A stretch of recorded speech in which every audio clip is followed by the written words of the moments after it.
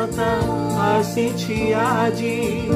ଶୁଣ ଭାଇ ଏ ଭଉଣୀ, ନିରାଶାରେ ଅଛ କି ଆଜି?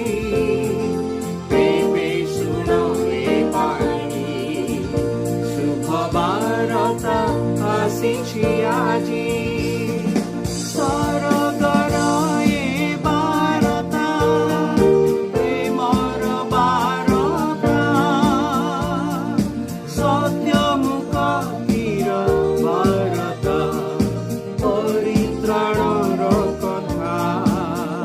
ଶୁଭ ବାରତା ଆସିଛି ଆଜି। প্রিয় শ্ରୋତା ବନ୍ଧୁ, ପ୍ରଭୁ ଶ୍ରୀଖ୍ରୀଷ୍ଟଙ୍କ ମଧୁମୟ ନାମରେ ଆପଣଙ୍କୁ ଶୁଭେଚ୍ଛା। ପବିତ୍ର ବାଇବଲର ମାଥିଉ ଲିଖିତ ସୁସମାଚାର 5 ଅଧ୍ୟାୟର 4 ପଦରେ ଆମେ ଏହିପରି ପାଠ କରୁ, ଶୋକାର୍ତ୍ତ ଲୋକେ ଧନ୍ୟ, କାରଣ ସେମାନେ ସାନ୍ତ୍ୱନା ପ୍ରାପ୍ତ ହେବେ।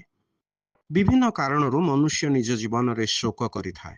କ୍ଲେଶ, ଅସୁବିଧା, ରୋଗ, ଆର୍ଥିକ ସଙ୍କଟ, ପାରିବାରିକ ସମସ୍ୟା, ପୁଣି ଜୀବନର ବିଭିନ୍ନ ପ୍ରକାର ଜଞ୍ଜାଳ ହେତୁ ସେ ଶୋକ କରିଥାଏ। ଏହି ସବୁ ମନୁଷ୍ୟ ନିଜର କର୍ମ ଯୋଗୁଁ ଅନୁଭବ କରିଥାଏ। ତାର କର୍ମ ଯାହା ପାପ ହେତୁ ପ୍ରଭାବିତ, କାରଣ ସେ ତ ଜନ୍ମରୁ ପାପୀ।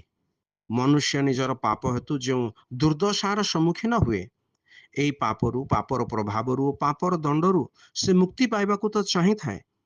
ସେ ଶୋକ କରେ ଓ ମନ ପରିବର୍ତ୍ତନ କରିବାକୁ ଚାହେଁ। ଯେପରି ଯେକୌଣସି ପ୍ରକାରେ ହେଉ ସେ ଈଶ୍ୱରଙ୍କୁ ପ୍ରସନ୍ନ କରିପାରେ। ଈଶ୍ୱରଙ୍କ ପ୍ରସନ୍ନତା ତ ଆପଣା ପ୍ରିୟ ପୁତ୍ର ପ୍ରଭୁ ଶ୍ରୀଖ୍ରୀଷ୍ଟଙ୍କ ଠାରେ ଅଛି, ଯିଏ ମନୁଷ୍ୟକୁ ପାପରୁ ମୁକ୍ତି ଦେବା ନିମନ୍ତେ ଏହି ଜଗତରେ ଦେହବନ୍ତ ହେଲେ, ଆଉ ମନୁଷ୍ୟ ଜାତିର ପାପର ଦଣ୍ଡ କ୍ରୁଶରେ ବହନ କଲେ ଏବଂ ତୃତୀୟ ଦିନରେ ମୃତ୍ୟୁରୁ ଉତ୍ଥିତ ହେଲେ, ଯେପରି ସେ ମନୁଷ୍ୟକୁ ପାପ କ୍ଷମା ପରିତ୍ରାଣ ଦେଇପାରନ୍ତି।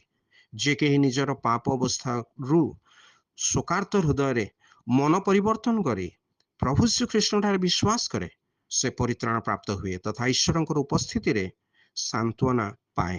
ଆପଣ ମଧ୍ୟ ଯେପରି ଏହିପରି କରିବେ ଏବଂ ପ୍ରକୃତ ପରିତ୍ରାଣ ଓ ପ୍ରକୃତ ସାନ୍ତ୍ୱନା ତାଙ୍କଠାରୁ ପ୍ରାପ୍ତ ହେବେ। ଈଶ୍ୱରଙ୍କ ନିକଟରେ ଆପଣଙ୍କ ନିମନ୍ତେ ଆମର ଏହି ପ୍ରାର୍ଥନା।